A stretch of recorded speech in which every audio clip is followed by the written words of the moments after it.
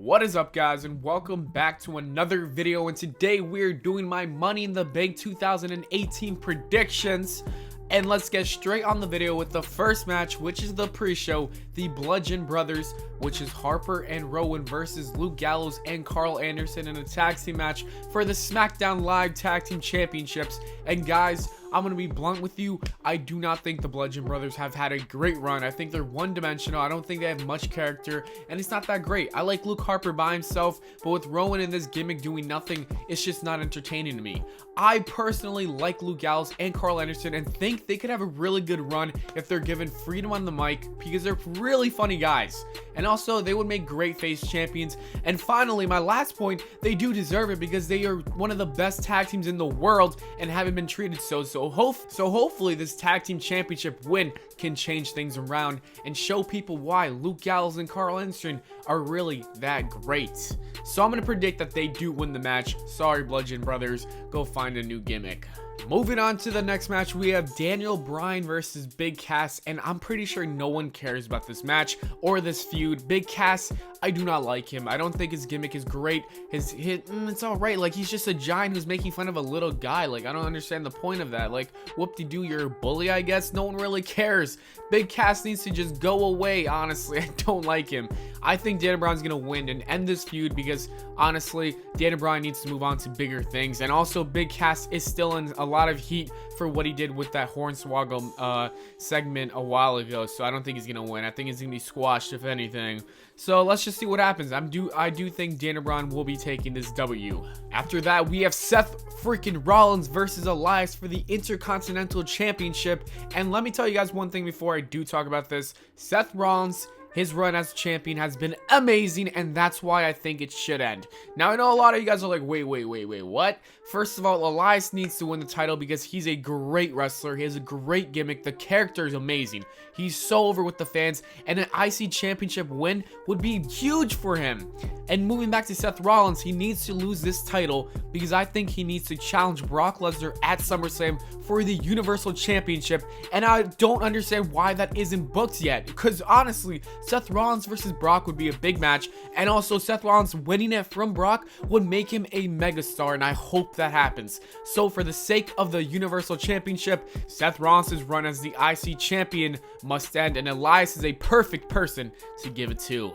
After that, we have Bobby Lashley versus Sami Zayn in a singles match to blow out their feud, which has been absolutely terrible, so I don't really care about this match, but I do think Bobby Lashley is going to win because it's Bobby Lashley. Vince McMahon likes those big sweaty guys. He's actually really good, but this run recently hasn't been treating him the best. If you didn't know Bobby Lashley from TNA or before TNA back in his 2007 WWE run, you would think this guy's a complete fool. I'm pretty sure Tom Cushney tweeted something similar to that, and it's true. Bobby Lashley is great, but the way he's been booked makes him look like an absolute Pinhead from SpongeBob. If you guys remember that episode when they wanted to be Pinhead or whatever, that is what Bobby Lashley reminds me of. But I'm going to give him this win, and hopefully he moves on to better storylines because, come on, it's Bobby Lashley. He's a pretty big name. You could build him. Come on, do something with him. Sorry, Sami Zayn. After that, we have Roman Reigns versus Jinder Mahal in a singles match, which no one really wants to see. But WWE thinks that, oh, let's get Jinder Mahal, someone everybody hates, versus Roman Reigns, and that might get him over. No, this is Chicago where you're going to have this pay-per-view. Therefore, the fans will be over for Jinder Mahal. It was such a bad idea. I don't know who in the booking room said, you know what, I know a way to get Roman over. I'm assuming it was Vince McMahon. It was definitely Vince. He was like, I know what to do. But anyways, Roman's going to take this W. It's not even a question. I'm not even going to say Jinder Mahal has any percentage of a chance. He's losing. That's a fact. And no, he will not get cheered. He will get booed. Jinder Mahal is going to be the face of this match. Honestly, I can't wait because it's going to be like a shit show. And you know those shit shows that are really great because like they're so bad? That is what might happen. Moving on to the next match, and that is the SmackDown Live Women's Championship between Carmella, who is the champion, and Asuka. And if Asuka loses to Carmella, that will be pretty embarrassing if it happens clean. I don't want this to happen. I think Carmella has been a horrible champion. She does not deserve that title. She's been doing a bad job. That's it. She's not a good wrestler, and her mic skills are pretty good, but like, I don't think it's good enough to carry her as a champion. Asuka, on the other hand, is a true competitor. Asuka, on the other hand, can tell a story in the ring and out of the ring with her promo skills, which are very limited. She barely has words she can say, but she's still better at creating a story. Do you guys understand what I mean? The only possibility where I can see Carmella winning is James Ellsworth coming out of nowhere and helping her retain her title. I heard he's returning. He might return soon, and I do think this is a possibility. I hope it's not, because the SmackDown and Raw women's divisions are ass, so hopefully they can switch things up and make it good. So I'm rooting for Asuka, but I do see a possibility of James Ellsworth helping Carmella retain. Speaking of the women, let's move on to the Raw Women's Championship match, and that is Nia Jax versus Ronda Rousey for the Women's Championship, obviously.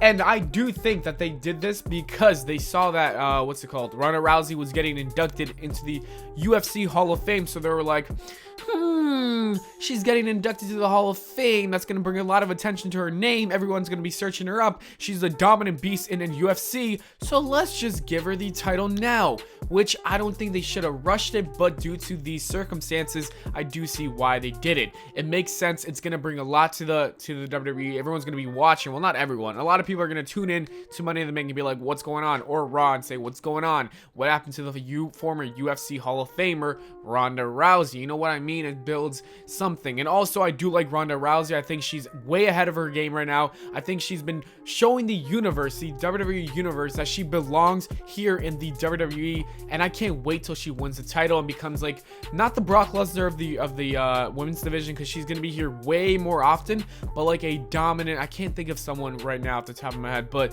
someone who actually shows up, like a Brock Lesnar, but a Brock Lesnar that shows up on the daily basis, or the weekly basis, should I say. So you know what, Ronda, I can't wait till you win the title and make that a legitimate title. You know what I mean? Moving on to the next match, we got AJ Styles versus Shinsuke Nakamura in a last man standing match for the WWE Championship. For starters, I do think this feud has been good. A lot of people have been saying that it's just been rematch after rematch after rematch, but no, I actually enjoy what's happening on the show. Shinsuke Nakamura has been showing that he is a great heel, and for the future, I can't wait for what it holds, because Shinsuke Nakamura is hilarious as a heel. He's such an asshole that you just you just smile what he does because it's funny.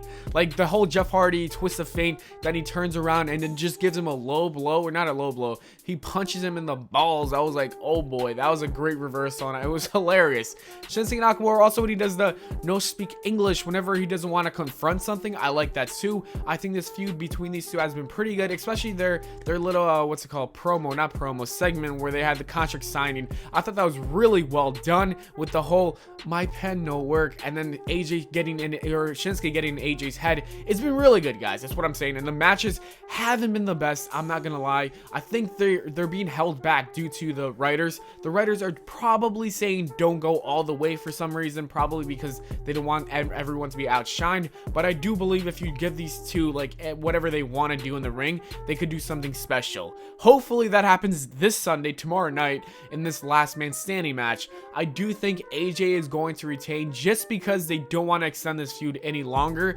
I would want to see Shinsuke Nakamura win, to be honest. It would be something different. He hasn't won the championship, and he's just having a great run. You might as well give him the title, but like I said, I don't think they want to let this feud go on, because if he wins, AJ Styles needs a rematch, and you get the whole point. So for that reason, AJ Styles is most likely gonna retain. Moving on to the first of the two ladder matches, and we have Ember Moon versus Charlotte Flair versus Alexa Bliss versus Becky Lynch versus Natalya versus Lana versus Naomi versus Sasha Banks.